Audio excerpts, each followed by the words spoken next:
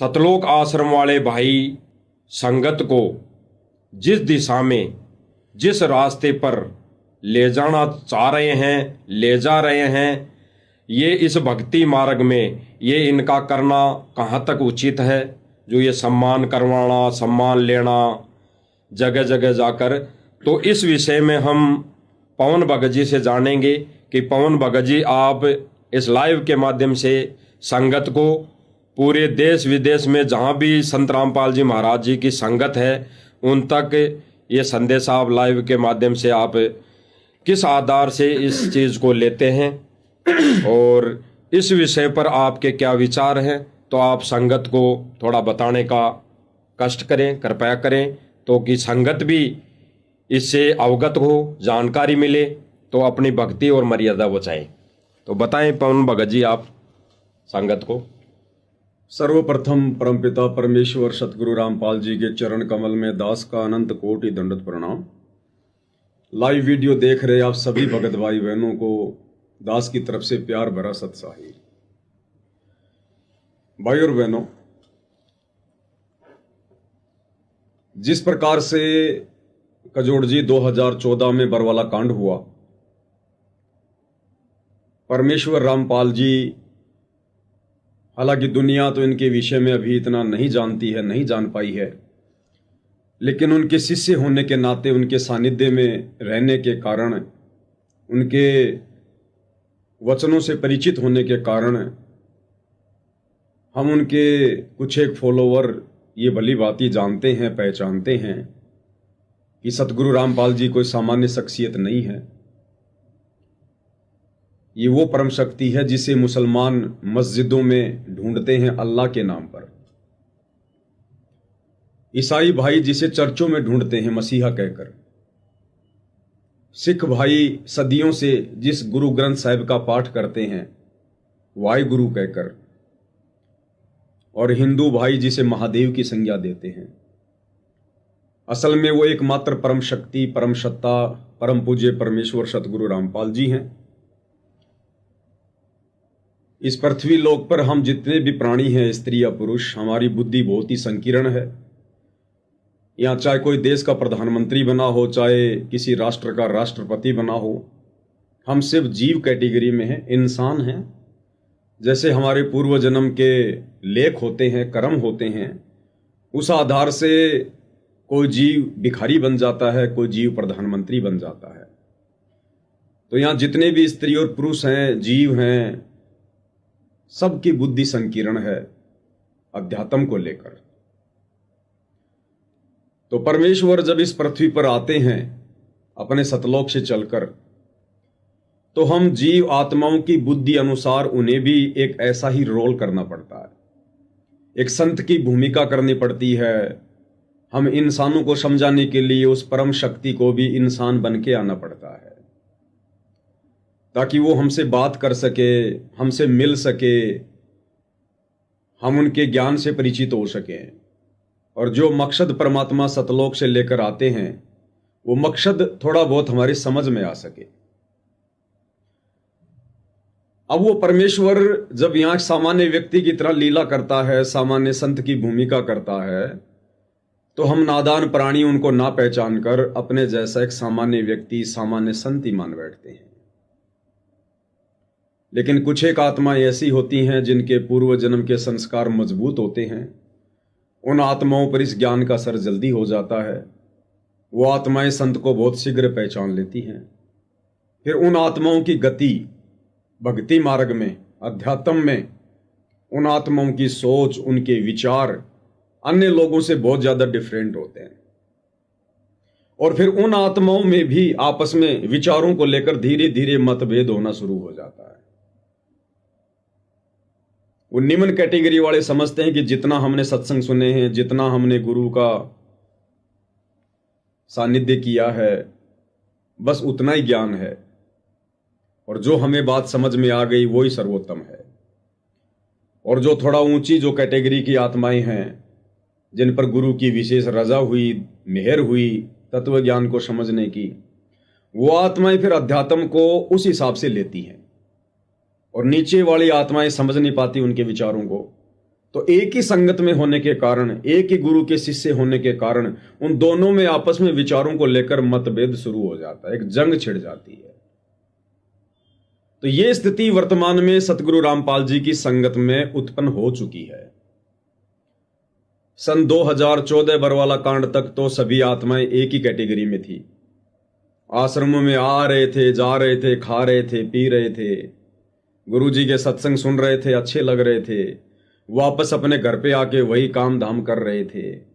विशेष कोई मर्यादाओं में रहना नहीं, मर्यादाओं की जानकारी नहीं, गुरु को विशेष महत्व देना नहीं।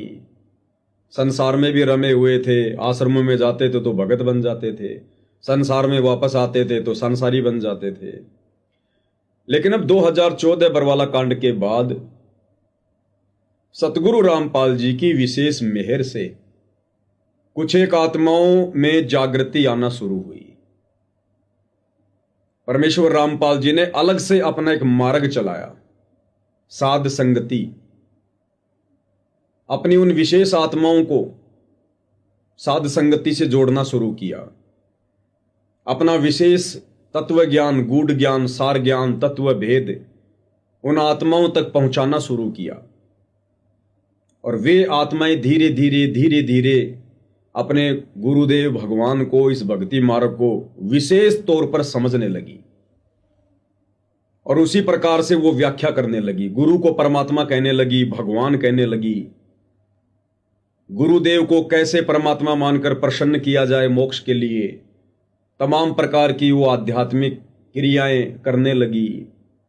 जैसे गुरुदेव की आरती उतारना, गुरुदेव को भोग लगाना, गुरुदेव के प्रत्येक वचन में चलना, प्रत्येक मर्यादा को फॉलो करना, गुरुदेव की महिमा करना, गुरुदेव के अलावा किसी और को दंडवत प्रणाम नहीं करना, किसी और का जयकारा नहीं लगाना, गुरुदेव की महिमा करना, एकमात्र गुरुदेव की फोटो घर पे रखना।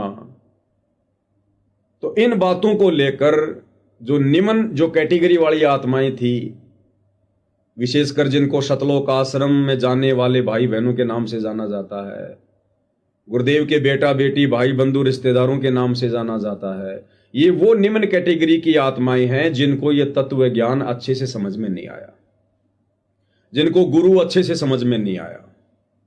इस ज्ञान की तह में वो आत्माएं जा नहीं पाई। और जो आत्मा विशेष तौर पर गुरु को जानी, पहचानी, वो हैं साध संगति से जुड़े हुए सत्सेव भाई बहन। तो इन दोनों आत्माओं में धीरे धीरे मतभेद होना शुरू हो गया। और सतगुरु भी यही चाहते थे, अन्यथा वो परम शक्ति, सारे ब्रह्मांडों का रचयिता, उनके रहते सहते सतलोक आश्रम की दीवार की एक ईंट भी 21 ब्रह्मांड का नकली स्वामी काल हिला नहीं सकता था। जिस आश्रम में हजारों भगत भाई बहन बैठकर सतनाम का जाप कर रहे हों, जिस आश्रम में पाठ प्रकाश चल रहा हो, सैकड़ों हवन यज्ञ हो रहे हों और साक्षात पूर्ण ब्रह्म परमेश्वर कबीर देव सतगुरु रामपाल जी गुरु रूप में साक्षात विराजमान हों, उस आश्रम की दीवार की एक ईंट भी हिला पाना काल के लिए बहुत मुश्किल था। लेकिन उसके बावजूद भी आश्रम को तोड़ दिया गया। क्यों? सतगुरु रामपाल जी चुपचाप रहे। उन्होंने देखना था, हमारी परीक्षा लेनी थी कि 25 साल तक मैंने पहले इनको ज्ञान दिया है, अब मैं ये देखूं मेरे कितने हैं और काल के कितने हैं। इनमें से कोयल के बच्चे कितने हैं और कौवे के बच्चे कितने हैं। इनमें से सतलोक जानने योग्य आत्माएं कितनी तैयार हो रही हैं और कितनी यही काल की व्यवस्था में रहने वाले कार्य कर रही है। तो सतगुरु ने भी परीक्षा लेनी थी, इसलिए सतगुरु भी चुपचाप रहे। और काल प्रेरणा से सतगुरु का परिवार, जो बहुत समय पहले से गुरु को मानुष मानकर मर्यादाएं तोड़कर काल के हत्थे चढ़ चुका था, जिन आत्माओं को मोहरा बनाकर काल ने बरवाला कांड जैसी घटना को जन्म दिया, सतगुरु ने उन आत्माओं का पाखंड, उनका अज्ञान, उनकी घटिया सोच, उनकी नासमझी, उनका मनमाना आचरण, यह भी संगत के सामने लेकर आना था। क्योंकि भगत समाज चाहे किसी भी साधु संत का हो, बड़ा भोला होता है। अक्सर सतगुरु के बेटा बेटी पर, भाई बंधुओं पर, या जो भगत सतगुरु के नजदीक रहते हैं उनके ऊपर आंख बंद करना भगत समाज का एक कॉमन सा कार्य होता है। लेकिन ये सतभक्ति मार्ग है, शास्त्र अनुकूल मार्ग है। परमेश्वर ने आत्माओं को मोक्ष दिलाना है, इसलिए सतगुरु ने आत्माओं की इस भ्रमणा का भी निवारण करना आवश्यक समझा कि ये आत्माएं किसी भी भ्रम में ना रहें। इन आत्माओं को यदि संसार में कुछ दिखाई दे तो केवल अपना गुरु दिखाई दे। इन आत्माओं को यदि कोई वस्तु मोक्ष के लिए आधार दिखाई दे तो सतगुरु का ज्ञान दिखाई दे। अगर ये आत्माएं मेरे बेटा बेटी, भाई बंधु, रिश्तेदारों को आधार बनाकर भक्ति करती रही तो ये आत्मा कभी भी सतलोक के योग्य नहीं बन सकती, क्योंकि दीपक तले हमेशा अंधेरा रहता है। घर का जोगी जोगना, बाहर का जोगी सिद्ध। सतगुरु का परिवार, सतगुरु के रिश्तेदार, सतगुरु के साथ में रहने वाले भगत कभी भी सतगुरु को नहीं पहचान सकते। सतगुरु की पत्नी, जो स्त्री लगभग 25 वर्ष तक उनके साथ एक ही चारपाई पर सोई हो, जिस स्त्री ने अपने दृष्टिकोण से उनके साथ में शारीरिक संबंध बनाकर 4-4 संतान पैदा की हो, वो स्त्री कभी भी अपने पति को परमात्मा के रूप में नहीं देख सकती। पति पत्नी के आपस में छोटी छोटी बातों को लेकर झगड़े भी होते हैं, मनमुटाव भी होता है, बच्चों को लेकर भी कहासुनी हो जाती है, काम धंधे को लेकर भी कहासुनी हो जाती है। और सतगुरु रामपाल जी ने तो एक आम व्यक्ति की भूमिका निभाई है। तो वो स्त्री कभी भी सतगुरु रामपाल जी को परमात्मा के रूप में, भगवान के रूप में या सतगुरु के रूप में भी हृदय से स्वीकार नहीं कर सकती। ऊपर से चाहे परमात्मा परमात्मा कहे, भगवान भगवान कहे, वो एक बात अलग है। सतगुरु की संतान 2 बेटे 2 बेटियां, बड़ा बेटा वीरेंद्र, छोटा मनोज, बड़ी बेटी अंजू, छोटी बेटी मंजू, वो चारों संतान कभी भी सतगुरु रामपाल जी में परमात्मा के दर्शन नहीं कर सकती। बच्चे हैं, बचपन से साथ में रहे हैं, उनकी गोद में खेले हैं, उनके गुस्से का, उनकी डांट फटकार का उनको सामना करना पड़ा है। और पिता तो पिता जैसी भूमिका करेगा। तो वो बच्चे आज अपने स्वार्थों के चलते, धन माया के चलते, झूठे मान सम्मान के चलते, चाहे सतगुरु रामपाल जी को कितना ही परमात्मा परमात्मा कहें, कितना ही जयबंदी छोड़ बोल के उनके नारे लगाएं, लेकिन हृदय से वो बच्चे कभी भी सतगुरु रामपाल जी को अपने बाप की नजरों से ऊपर नहीं देख सकते, कभी भी उनको परमात्मा की दृष्टि से नहीं देख सकते। वो माता पिता जिन्होंने अपने दृष्टिकोण से जिस महापुरुष को जन्म दिया है कि भाई उसका तो जन्म हुआ है। बच्चे को माता पिता प्यार भी करते हैं, डांट फटकार भी मारते हैं, धमका भी दिया करते हैं।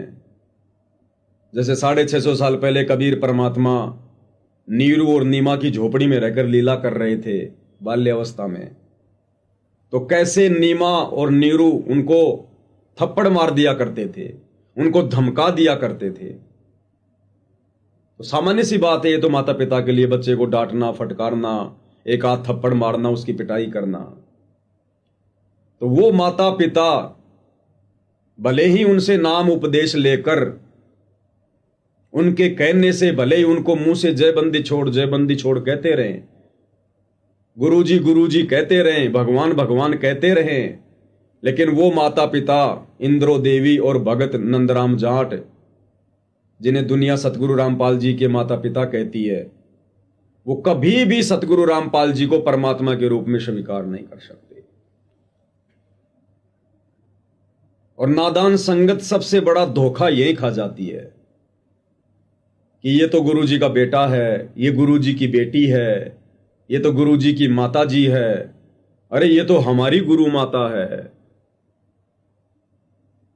मतलब जैसे आम हिंदू समाज में गाय को देखते ही मन में क्या आता है, गाय माता, गऊ माता है, वो एक जानवर, लेकिन हम पीढ़ियों से यही सुनते आ रहे हैं, गाय हमारी माता है, गाय हमारी माता है। तो जितने भी नकली संत हैं, उनके जो पंथ हैं, उन पंथों में गुरु की पत्नी गुरु के बराबर में बैठती है, गुरु के साथ में बैठती है। उनके शिष्य अपने गुरु को भी दंडवत करते हैं और गुरु की स्त्री को भी गुरु माता कहकर दंडवत करते हैं। तो सतगुरु रामपाल जी के पंथ में भी नादान संगत ने इस तत्व ज्ञान को आधार ना बनाकर और अनारो देवी को, जो कि सांसारिक दृष्टिकोण में सतगुरु रामपाल जी की धर्मपत्नी रही है, उसको भी अपनी गुरु माता का दर्जा दे दिया। मौका लगते ही बहुत सारे भगत तो उसको दंडवत प्रणाम भी कर देते हैं, गुरु के बराबर उसको दर्जा देते हैं, मान सम्मान देते हैं। और वो नादान आत्मा भी अपने गुरु भाई बहनों का सम्मान सहर स्वीकार कर लेती है। तो भगत समाज की ये बहुत बड़ी एक कमजोरी होती है कजोड़ जी। और सतगुरु रामपाल जी भगवान चाहते हैं कि मैं अपने बच्चों की ये समस्त कमजोरियां, ये तत्व ज्ञान देकर निकाल दूं, अन्यथा ये बच्चे सतलोक नहीं जा पाएंगे, ये मोक्ष प्राप्त नहीं करवा पाएंगे, ये पतिव्रता पद पे रह के भक्ति नहीं कर पाएंगे। इसलिए सतगुरु रामपाल जी ने 2014 बरवाला कांड के समय मौन साध लिया कि इस प्रकार से तो इस भीड़ में छटनी होना बड़ा मुश्किल काम है, मैं कुछ समय के लिए इनसे दूर चला जाता हूं और उसके बाद जो मेरा होगा वो मुझे पहचान लेगा इस ज्ञान को आधार बनाकर, और जो काल का होगा वो गफलत करता रहेगा, मनमाने आचरण में फंसा रहेगा या भक्ति छोड़ के दूसरे संतों या पंथों के पास चला जाएगा। इसलिए सतगुरु रामपाल जी चुपचाप रहे और 2014 बरवाला कांड से लेकर वर्तमान समय तक हिसार जेल में बैठे हुए हैं। और वर्तमान में हिसार जेल से बाहर ना आने का मुख्य कारण यही है कि अभी तक संगत की छटनी पूर्णतया हुई नहीं है। काफी हद तक परमेश्वर ने उन आत्माओं को छांट लिया है, साध संगति से जोड़कर अलग कर दिया है, जिन आत्माओं को परमेश्वर ने सतलोक लेकर जाना है। अब यह जरूरी नहीं कि साध संगति से हम जुड़ गए तो हमारी टिकट पक्की हो गई। यह तो अंतिम श्वास तक की लड़ाई है। परमात्मा कहते हैं, पाकी फसल देख कर गरबैयो मत किसान, अभी तो झोले बहुत हैं, भाई घर आले तब जान। तो साध संगति से जुड़ना तो एक शुरुआत मात्र है। अब साध संगति से जुड़ने के बाद में आप इस भक्ति मार्ग को किस प्रकार से देख रहे हैं, सतगुरु के प्रति आपका क्या दृष्टिकोण है, आपके भक्ति भाव क्या हैं, गुरु के प्रति आपका समर्पण भाव क्या है, आपकी निष्ठा कितनी है, आपकी लगन कैसी है, ये सारी चीजें यहां कोई नहीं देखेगा। साध संगति में कोई किसी के ऊपर सरपंच नहीं होता, कोई कोऑर्डिनेटर नहीं होता, कोई किसी को हैंडल नहीं करता है, देखने वाला सतगुरु है। तो साध संगति से जुड़कर हमारे क्या आव भाव हैं, हम बगुले से हंस बनने की दिशा में आगे बढ़ रहे हैं या नहीं, ये सारा जायजा हिसार जेल में बैठकर वो परम शक्ति, परम सत्ता, अंतर्यामी सतगुरु रामपाल जी नित्य प्रतिदिन हमारी प्रत्येक श्वास का लेते रहते हैं। इसलिए परमेश्वर ने स्वयं को बरवाला कांड में अपने से दूर किया। तो कजोड़ जी, बरवाला कांड के बाद में, क्योंकि देखो ये बहुत दयालु परमात्मा है, इनकी दयालुता का कोई अंत नहीं है, इसीलिए इनको परम दयालु कहते हैं। तो कबीर परमेश्वर सतगुरु रामपाल जी फिर भी आत्माओं को मौका देते हैं। हम सब उनके बच्चे हैं, चाहे उनके खुद के बेटा बेटी हों, चाहे उनके रिश्तेदार हों, चाहे आम संगत का कोई व्यक्ति हो, आप और हमारे जैसा, परमेश्वर सबको समदृष्टि से देखते हैं, क्योंकि ये उनके लक्षणों में है। तो सतगुरु ने देखा कि मेरे जो परिवार वाले हैं, मेरे रिश्तेदार हैं, बड़े बड़े कोऑर्डिनेटर हैं, जो आश्रम में मेरे अंग संग रहा करते थे, और अंग संग रहने के कारण वो मुझे समझ नहीं पाए। क्योंकि वेदों में लिखा है कि परमात्मा पृथ्वी पर जब आता है तो मित्रवत व्यवहार करता है, और मित्रवत व्यवहार करने के चलते उनके अंग संग रहने वाले उनको एक आम व्यक्ति समझ बैठते हैं। तो सतगुरु को मानुष मानकर, अपने जैसा व्यक्ति मानकर, मां के गर्भ से जन्म लेकर आया हुआ एक मानुष मानकर उनके परिवार ने, उनके बेटा बेटी, भाई बंधु, रिश्तेदारों ने, उनकी पत्नी ने, उनके माता पिता ने, इन लोगों ने ऐसा ही व्यवहार किया। और बहुत सारी गलतियां इन लोगों ने सतगुरु के साथ में रहते सहते बरवाला कांड से पहले जो है वो कर डाली, जिसका नतीजा निकला बरवाला कांड। जैसे संगत को अपने हिसाब से हैंडल करना, नाम ले देना कि भी गुरुजी का आदेश है, अपने हिसाब से राष्ट्रीय समाज सेवा समिति का निर्माण करके संगत को आदेश देना, संगत को कमांडो बना देना, संगत के हाथों में लठ पकड़ा देना, संगत को काले कपड़े पहना देना। अन्यथा कजोड़ जी विचार करो, जो परम संत सतगुरु रामपाल जी जब से उन्होंने अपने भक्ति मार्ग की शुरुआत की है सन 1994 से, इन कुकर्म करने वाले हाथों से उन्होंने दान करना सिखाया, इन कुकर्म करने वाले हाथों को उन्होंने जोड़ना सिखाया, गर्दन को झुकाना सिखाया, इन हाथों में सुमरणी पकड़ाकर नाम सुमरण करना सिखाया। क्या वो परम संत, वो परम शक्ति बरवाला कांड में अचानक से अपने भक्तों के हाथों में वो लठ पकड़ाएगा? कभी नहीं पकड़ा सकता। जो परम संत अपने भक्तों को चींटी तक को सताने का आदेश नहीं देता, वो परम संत अपने भक्तों के हाथों में बरवाला कांड में 6-6 फुट के लठ थमाकर कैसे कहेगा कि भाई जाओ सामने जो पुलिस वाले हैं उनके साथ में लड़ाई करो? हाथों में लठ पकड़ाने का मतलब क्या है कि जब ऐसी कोई आपत्ति आ जाए तो ठोक दो सामने वाले को। एक विशेष ड्रेस, काले कपड़े, कबीर पंथ में तो वैसे ही सफेद ड्रेस पहनी जाती है जो शांति का प्रतीक होता है। फिर वो काले कपड़े किसने पहना दिए? काल के कपड़े, वो कौवे के कपड़े। तो सारा का सारा मनमाना आचरण सतगुरु की आड़ में सन 2010 में सतगुरु के भाई ने, सतगुरु के परिवार ने, आश्रम में रहने वाले लोगों ने एक मनमुखी समिति बनाई, राष्ट्रीय समाज सेवा समिति, जिस समिति का मुख्य कार्य काल प्रेरणा से यही था कि हम अपनी मनमानियां करेंगे, संत रामपाल जी से किसी भी कार्य में कोई दिशा निर्देश हम नहीं लेंगे। और इन लोगों ने वैसा ही किया उस बरवाला कांड में।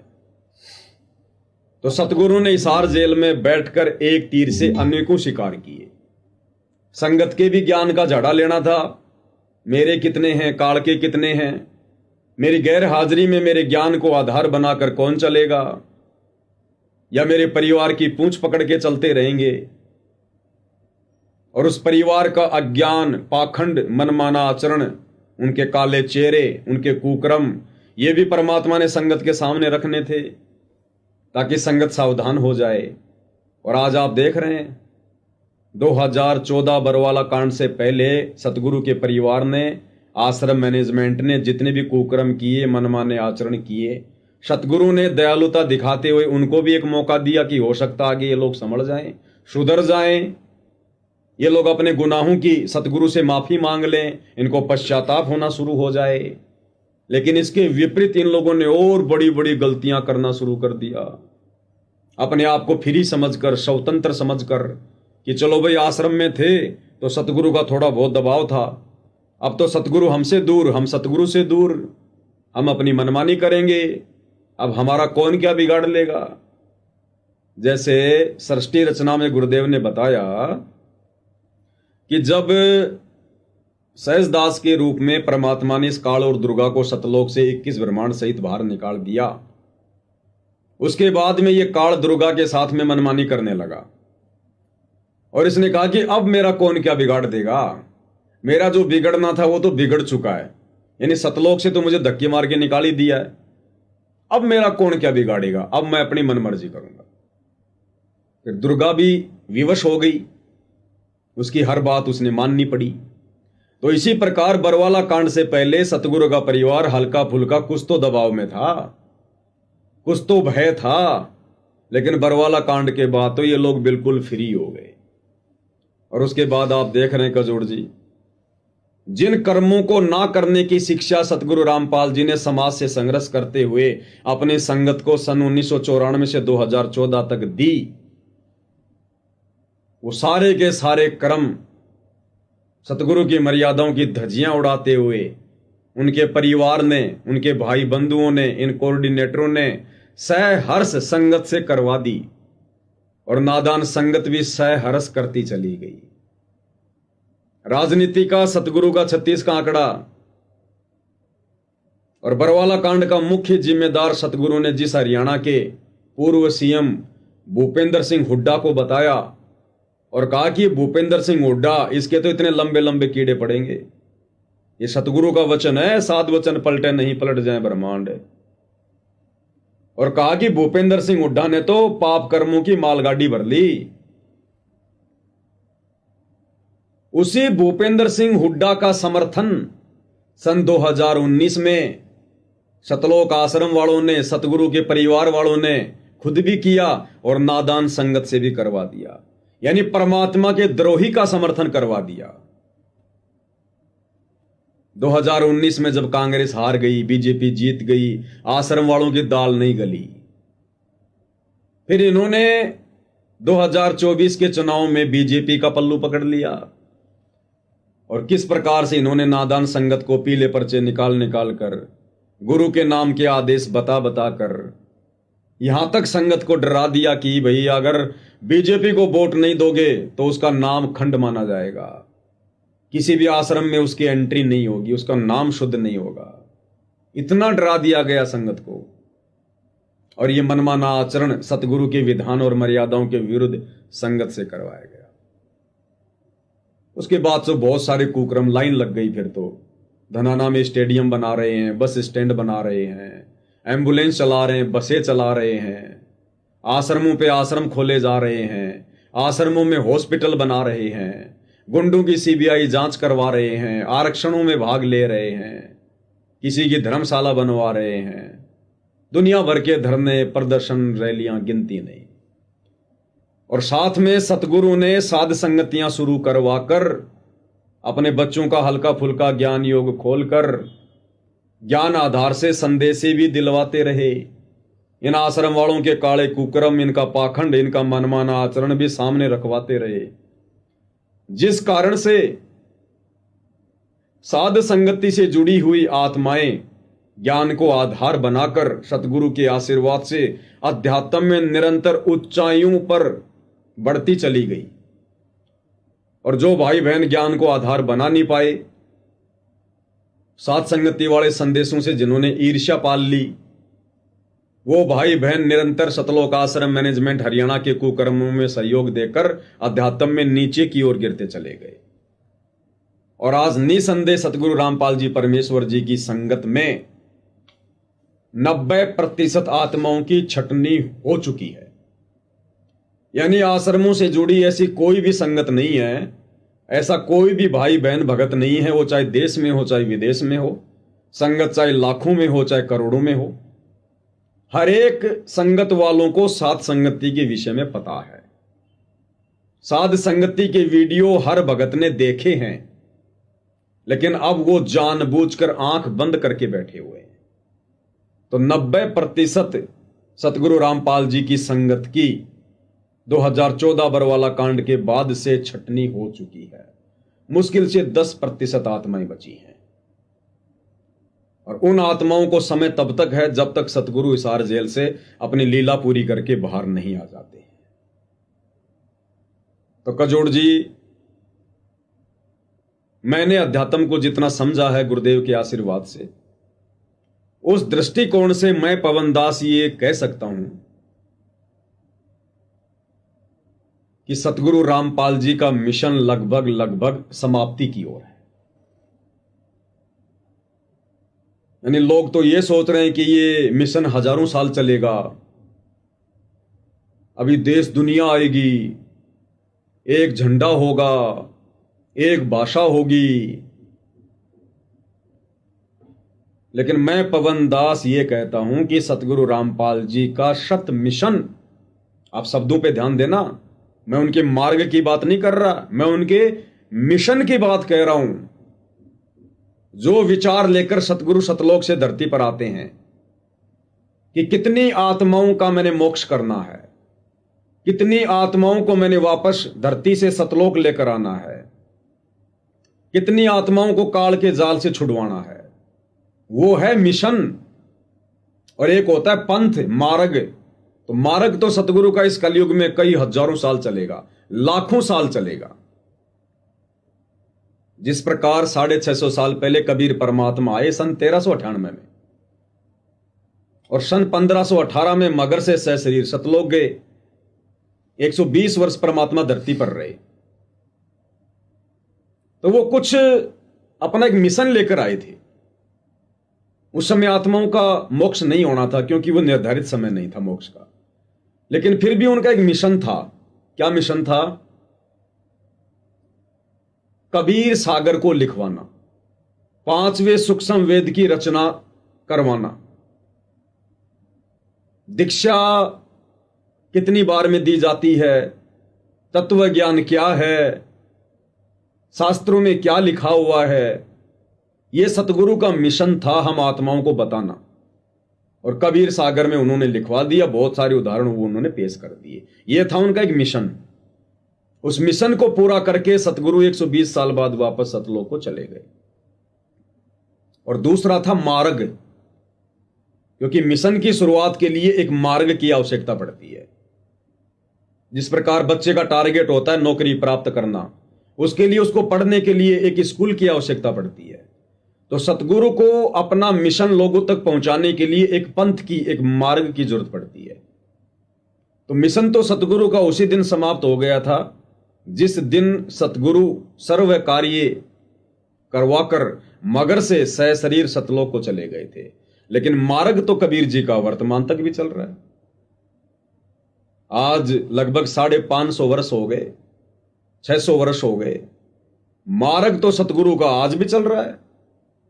इसी प्रकार वर्तमान में वही कबीर परमात्मा सतगुरु रामपाल जी 8 सितंबर 1951 को जो भारतवर्ष की पवित्र भूमि पर प्रकट हुए हैं, एक विशेष मिशन को लेकर प्रकट हुए हैं। आत्माओं को काल के जाल से मुक्त करवाने के लिए प्रकट हुए हैं। तो कितनी आत्माओं को सतगुरु ने काल के जाल से मुक्त करवाना है, सतलोक लेकर जाना है, वो मिशन सतगुरु का 90% पूरा हो चुका है। और वो समस्त आत्माएं सतगुरु ने साध संगत से जोड़ दी हैं। उन तमाम आत्माओं की ट्रेनिंग चल रही है। सतगुरु उन्हें आगे के लिए तैयार कर रहे हैं।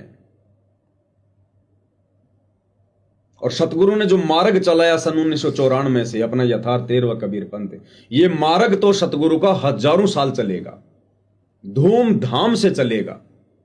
अभी तो अच्छे से शुरुआत भी नहीं हुई है।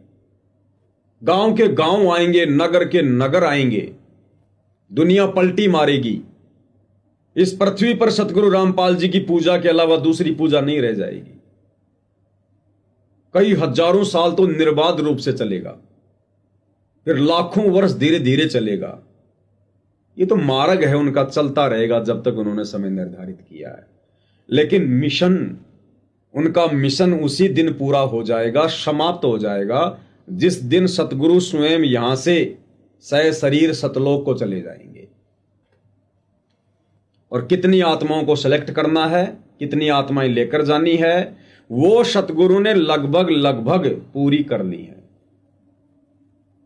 और वो तमाम आत्माएं साध संगति से जोड़ दी गई हैं ट्रेनिंग के लिए। और ट्रेनिंग 24 घंटे अनवरत जारी है। इसलिए मैं कह रहा हूं कि सतगुरु रामपाल जी का सत मिशन 90% पूरा हो चुका है। और यह मिशन ज्यादा नहीं, साल 6 महीने में पूरी तरह से समाप्त हो जाएगा। और उसकी शुरुआत समाप्त होने की धीरे धीरे शुरू हो चुकी, आप देख रहे हैं। इस मार्ग में गधे और घोड़े सब की एंट्री हो रही है, ज्ञानी और अज्ञानी सब की एंट्री हो रही है, मर्यादित और अमर्यादित सब की एंट्री हो रही है। आने वाले समय में केवल भीड़ रह जाएगी, भीड़ बगुलों की, भक्तों की करनी और कथनी में दिन रात का अंतर होना शुरू हो चुका है। ऐसा लगता है सतगुरु का परिवार, सतगुरु के 90% भगत भक्ति कर करके ऊब चुके हैं, थक चुके हैं। अब वो मर्यादाएं तोड़ने में लगे हुए हैं। जिस पाखंड से बाहर निकल कर आए थे सतगुरु की शरण में, उस पाखंड में वापस धंसते जा रहे हैं धीरे धीरे। जिस राजनीति से मुंह फेर कर आए थे, जिस समाज की परंपराओं से रीति रिवाजों से मुंह फेर कर आए थे, वापस उसी समाज में घुस रहे हैं, उसी भाईचारे की तरफ जा रहे हैं। तो गधे और घोड़े आने वाले समय में केवल भीड़ का हिस्सा होंगे इस मार्ग में, केवल भीड़ रूप में। मड़ाई मड़ाई सतगुरु अलग कर चुका है। दूध को गर्म करके दही जमाया जाता है ना, और दही के ऊपर जो मलाई होती है उसको मालिक निकाल लेता है। तो वर्तमान में जो मैं बात कर रहा हूं कि 90% छटनी हो चुकी है, वो दही के ऊपर की मलाई है, रस है, सार वो सतगुरु ने निकाल कर साथ संगति से जोड़ दिए। अब उस दही को मथा जाएगा, और दही को मथने के बाद में जो मक्खन निकलेगा वो 10% आत्माएं अविशेष हैं। अब वो चाहे 6 महीने लगे चाहे साल भर लगे सतगुरु को, इससे ज्यादा का समय नहीं है, क्योंकि अब ज्यादा दिनों तक परमेश्वर हिसार जेल में बैठे नहीं रहेंगे। जिस दिन सतगुरु हिसार जेल से बाहर आ गए, समझ लेना सतलोक के लिए नो एंट्री, सतलोक के लिए नो एंट्री। केवल मार्ग चलेगा, पंथ चलेगा, भक्ति चलेगी, मोक्ष के दरवाजे बंद। जिन्होंने सतगुरु को पहचानना है, पहचानना होगा, उनके हिसार जेल में रहते सहते जान लेंगे, पहचान लेंगे मेरे जीवन का क्या लक्ष्य है, मेरी दिशा क्या है, मुझे जन्म क्यों मिला है। सतगुरु के जेल में रहते सहते जिन्होंने जान लिया, पहचान लिया, और उस विधि से जिन्होंने अपनी दिशा को डाइवर्ट कर लिया, और जो साथ संगति से जुड़ चुके हैं, केवल उन्हीं आत्माओं से सतगुरु अब आगे सतलोक की तैयारी करवाएगा। बाकी चाहे सतगुरु की पत्नी हो, चाहे सतगुरु की बेटी हो, चाहे बेटा हो, चाहे भाई हो, कितने नहा धोकर अप टू डेट नजर आते हों, कितना राजनेताओं के साथ बैठे हुए दिखाई देते हों, कितना ही लोगों को दान दक्षिणा करते दिखाई देते हों, सामाजिक कार्यों में भाग लेते दिखाई देते हों, मान सम्मान में पड़े हुए दिखाई देते हों, वो आत्माएं सतलोक के लिए रिजेक्ट हैं। और ये बात नादान संगत को अभी समझ में नहीं आ रही है, और जब तक समझ में आएगी तब तक साध संगति में भी नो एंट्री हो चुकी होगी। फिर इनको मनुष्य जन्म मिलेंगे बारंबार, हजारों साल मार्ग चलेगा, इनको सैकड़ों मनुष्य जन्म मिलेंगे। और वर्तमान में जो दान धर्म ये कर रहे हैं इनको पात्रों को, और ये कुपात्र आश्रम वाले जिस प्रकार से सामाजिक कार्यों में लगा रहे हैं, इस दान धर्म की बदौलत उन आत्माओं को अच्छे अच्छे परिवारों में जन्म मिलेगा, अच्छे अच्छे भक्तों के घरों में जन्म मिलेगा, जन्म से ही सुखी रहेंगे, और हजारों साल इनको मनुष्य जन्म मिलते रहेंगे। उसके बाद फिर परमात्मा इन आत्माओं को काल के हाथ छोड़ देगा। भाई किस ब्रह्मांड कौन चला रहा है? काल चला रहा है, काल चला रहा है ना। असल में खिलाड़ी कौन है? असल में खिलाड़ी तो परमात्मा है, सतगुरु है। बाकी 21 ब्रह्मांड तो गुरुजी ने बताया कि काल के अधीन है, काल के अधीन है। 21 ब्रह्मांड ये सतलोक की जेल है, जेल। सतलोक में जो गलती करता है उसको परमात्मा यहां नीचे पटक देता है, और काल को इस जेल का जेलर बना रखा है। अब एक जेल का जेलर है, लेकिन उस स्टेट को कौन चला रहा है? जेल के रूल रेगुलेशन बना के कौन दे रहा है? वहां का मुख्यमंत्री, वहां की जो प्रधान शक्ति है। तो इस 21 ब्रह्मांड को असल में परमात्मा चलाते हैं, सतगुरु चलाते हैं। काल केवल उनका नौकर है, उनके द्वारा बैठाया गया उनका नौकर है। असुर निकंदन रमेणी में परमात्मा कहते हैं, धर्मराय आदि युगादि चेरा। ये जो धर्मराय है, जो काल है, ये सतगुरु कबीर जी का, सतगुरु रामपाल जी का आदि युगादि चेरा, यानी शुरुआत से ही ये उनका नौकर है, उनका मजदूर है ये।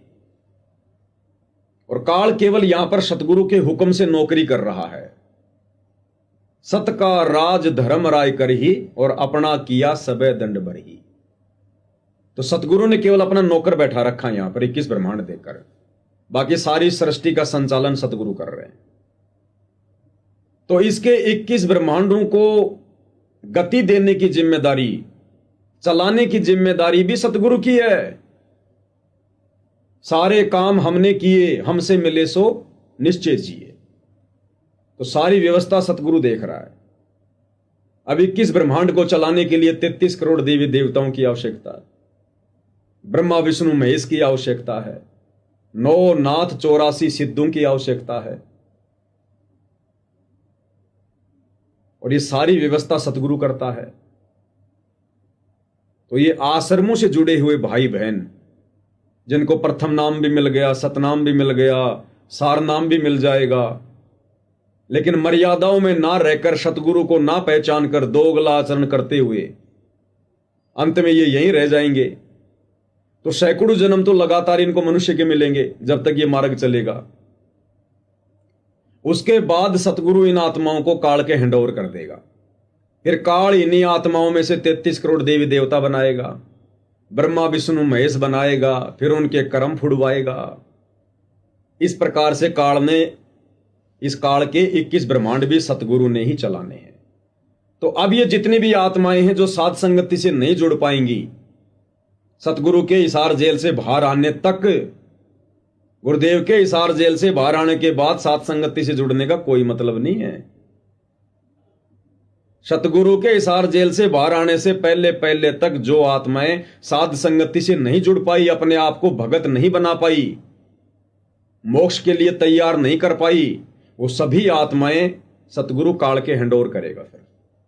और यही आत्माएं ब्रह्मा विष्णु महेश बनेंगे, 33 करोड़ देवी देवता बनेंगे, धरती के राजा बनेंगे, क्योंकि इनकी इच्छा यहीं रहने की है, झूठा भाईचारा निभाने की है, राजनीति करने की है। तो जहां आशा तां बासा होई, मन कर्म वचन सुमरियो सोई। तो कजोड़ जी, इस प्रकार से वर्तमान में इस अध्यात्म को संगत ने समझना चाहिए था। सतगुरु ने दाना दाना गिन दिया अध्यात्म का, तत्व ज्ञान रूपी टॉर्च दे दी।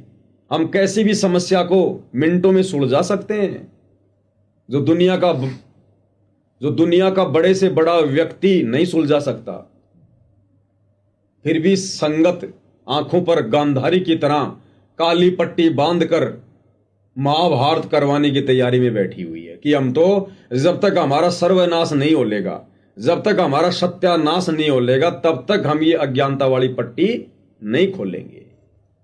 जबकि संदेश बहुत दिए जा रहे हैं, लेकिन वही गांधारी वाली गलती संगत कर रही है। अरे जब सारे कौरव मर गए, पूरी सेना मर गई, फिर पट्टी खोलने का क्या फायदा? गुरुदेव ने बताया उस नादान आत्मा ने पहले अपनी पट्टी खोल लेनी चाहिए थी, ताकि अपने बेटे को, दुर्योधन को, दुशासन को वो शिक्षा देती, सच्चे मार्ग पर चलने के लिए उसको प्रेरित करती। तो वो हालत वर्तमान में सतगुरु रामपाल जी की नादान संगत की हो रही है। तो अब आने वाले समय में गधों में और घोड़े में, ज्ञानी में और अज्ञानी में कोई अंतर नहीं रह जाएगा, और शुरुआत उसकी हो चुकी है। आपने वीडियो की शुरुआत में जिक्र किया कि भाई जिस प्रकार से धनाना गांव में सतगुरु का मान सम्मान किया गया, आज 9 नवंबर को गांव गुराना में बरवाला पंचायत एसोसिएशन के द्वारा, नौगामा खा पंचायत के द्वारा, गुराना पंचायत के द्वारा सतगुरु का मान सम्मान किया गया। अब इनका यह सिलसिला तो आगे से आगे चलता रहेगा। काल ने इनको एक नई चाल दे दी, नई दिशा दे दी, एक नया जाल फेंक दिया। आजकल आप देख रहे हैं कहीं भी सतगुरु के भक्ति मार्ग में कोई ज्ञान की चर्चा हो, आप भक्तों को ज्ञान गंगा पुस्तक बांटते हुए देख रहे हैं। जीने की राह पुस्तक, जिसका बहुत समय पहले बड़ा जोर से प्रचार प्रसार हो रहा था, आजकल आप देख रहे हैं, सुन रहे हैं कहीं जीने की राह पुस्तक बांटी जा रही हो, ज्ञान गंगा बांटी जा रही हो, या कहीं भी किसी भी कार्यक्रम में सतगुरु के ज्ञान की चर्चा हो रही हो, भक्ति मार्ग की चर्चा हो रही हो। अब तो एक ही चर्चा है कि सतगुरु किसानों के मसीहा, सतगुरु समाज सेवा करने आए हैं। संत रामपाल जी का एक ही मकसद है, समाज सेवा। अब वो आत्माओं को मोक्ष दिलवाना, मुक्ति दिलवाना, ये अब सतगुरु का मिशन नहीं है। अब सतगुरु के मिशन को काल के द्वारा मोड़ दिया गया है। कहीं कोई ज्ञान की चर्चा नहीं, आश्रमों में भी आप जाओगे कोई ज्ञान चर्चा नहीं किसी प्रकार की। सत्संग के नाम पर भी केवल यही चला दिया जाता है टीवी स्क्रीन पर, फला फला गांव का पानी निकाला गया, गाने वाने लगाकर एआई से वीडियो बना दिए जाते हैं। और नादान संगत जो अपने सतगुरु के सत्संगों को सुनकर कभी आंखों से एक टपका भी आंसू का नहीं निकालती, अब वही नादान संगत इन एआई से बनाए गए वीडियो को देख देख कर रोती है। काल यही चाहता है कि ये इमोशनल रहें और बढ़ चढ़ के इन कुपात्रों को ज्योति पाठ और दान का पैसा देते रहें, और ये कुपात्र इसी प्रकार से इन सामाजिक कार्यों में इस पैसे को पानी की तरह बरसाते रहें। मिलेगा क्या? अरे परमार्थ तो हनुमान जी ने भी किया था, अंत में बेइज्जती सहन करनी पड़ी। हनुमान जी से बड़ा परमार्थ कोई नहीं कर सकता। अंत में सीता ने बेइज्जती किया, रामचंद्र जी भी चुपचाप देखता रहा। परमार्थी व्यक्ति को यह जगत कुछ नहीं दे सकता। तुमसे बढ़कर परमार्थ किसी ने और ने कर दिया, वो तो उसके गुण गाने लग जाएंगे, उसकी जय जयकार करने लग जाएंगे, उनके लिए तो वो भगवान हो जाएगा। तो असल में भक्तों ने इस तत्व ज्ञान को आधार बनाकर सतगुरु के मिशन को और अपने जीवन के टारगेट को समझना चाहिए था। हमने यहां से भक्ति करके पार होना है। काल के लोक में दुनिया भर के लोग हैं, वो करते रहेंगे ये काम। पानी 10 दिन बाद में निकल जाता, कौन सी बड़ी बात थी, निकलना था पानी तो। आज से पहले भी हरियाणा में 10-15 बार कोई बाढ़ आई है। उस समय कौन सा सतगुरु रामपाल जी ने मोटरें पहुंचाई थी, पाइप पहुंचाए थे। गरीब तो देश में घर घर में है, भरा पड़ा देश है। कौन से आज से पहले संत रामपाल जी ने उनको मकान बनवा के दिए थे, उनके घर में राशन डलवाया था। ये तो सृष्टि है, पाप और पुण्य के आधार से, कर्म कुकर्म के आधार से चलती रहती है। तो भक्तों ने इस लफड़े में नहीं पड़ना चाहिए था, लेकिन भगत पड़ गए और फंस भी गए। 90% संगत बुरी तरह से फंस चुकी है। अब उनके लिए निकलना महाभारत हो जाएगा, निकलना। और मैं आपको बता दूं, जो शिक्षा सतगुरु रामपाल जी ने दी थी और काफी समय तक सतलोक आश्रम वालों ने उस शिक्षा के ऊपर उनके रहते सहते अमल भी किया, अब ये लोग अपनी करनी और उस कथनी को एक कर चुके हैं। कजोड़ जी, अब आगे का जो वीडियो है ये बहुत ही ज्यादा महत्वपूर्ण होने जा रहा है। अभी तक तो केवल एक भूमिका बनी है, मेन वीडियो अब आगे चलेगा।